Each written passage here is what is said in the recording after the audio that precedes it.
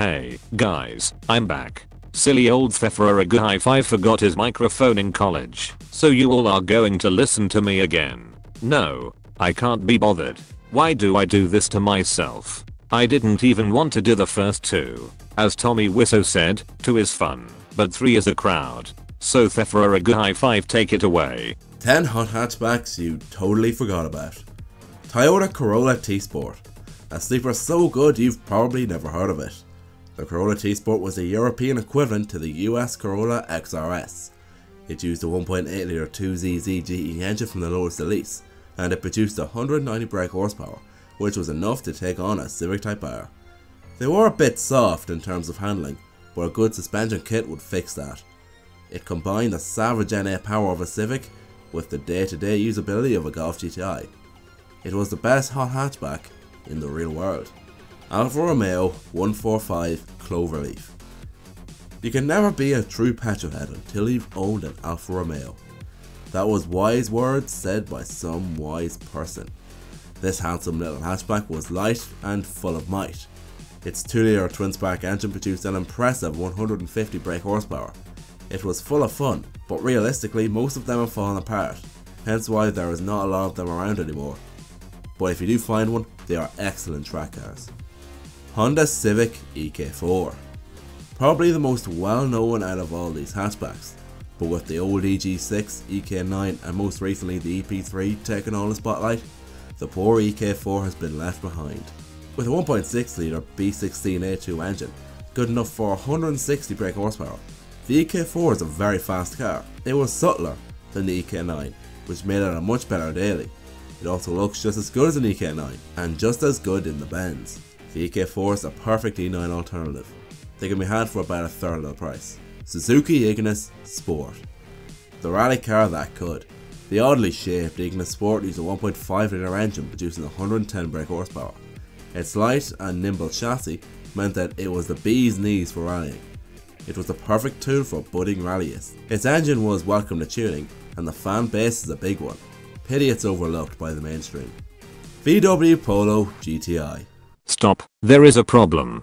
What is it? I got some results in. You suck. Everyone hates your voice. Comments from last week confirm that everyone preferred me instead of the king hoser that is you. Why don't you let me carry on? I hold this channel together. Nah, you're fine, I got this. No you don't, you are the reason no one watches your videos anymore. You loser. Shut up! I'll get views again. Why do you think you can just roll in Face here it, no one likes you, everyone wants you dead. They would rather listen to it every day bro 1000 times instead of watch 1 second of your garbage. What's going on here? Nothing. The Mark 1 VW Polo was a hot hatch full of potential, but often overlooked by the Lupo GTI or the MX-5. Its 1.6 litre engine produced 123 brake horsepower, and it had some cool options such as BBS wheels. And that's it. It was fun and fast. It was perfect for driving around with your friends in the big city. They're rare, so it's not something you see every day. MG ZR 160. An MG, but they suck. Not exactly. The ZR 160 was quite the machine if you like head gaskets.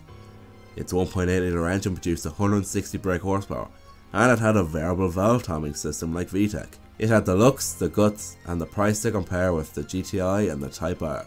But sadly, people remember the ZR like they remember MG in general. Nissan Pulsar VZR N1. A hatchback which looked like a van. The Pulsar VZR was a JDM hot hatch full of potential. The N1 version only boosted the car's ability to supply driving performance and fun. Power was increased from 179 brake horsepower to 197. It only weighed 1100 kg, so it was very light, and it had a retuned chassis to take on all the Civics and become the king of the ring. Toyota Yaris T-Sport. A quirky little machine. The T-Sport uses a tiny 1.5 litre engine with 105 brake horsepower. That seems like a laughable amount of power, but remember, the Yaris only weighs 960 kg, which means that 105 brake horsepower is more than enough. Its zippy performance made it excellent for driving around towns and cities, but the extra oomph made the T-Sport even more fun on the B-road. Proton Satria GTI. This unusual icebox had a few tricks up its sleeve. The Mitsubishi Colt based body was light and ideal for a hot hatch. The 1.8 litre engine produced only 140 brake horsepower, but its styling made up for it. It had added on fender flares before they were even cool. Citroen Xsara VTS. Citroen is known for making weird and quirky cars, and the Xsara VTS is no different. It used a 167 brake horsepower engine from the Peugeot 306 GTI 6, but it got a 5-speed manual instead of a 6. Unlike modern hatchbacks, the VTS is very basic and stealthy, but they are so rare that they're cheap as chips too. By the way guys, I'm thinking at the end of the month of doing another Q&A, so get them questions down in the comments below.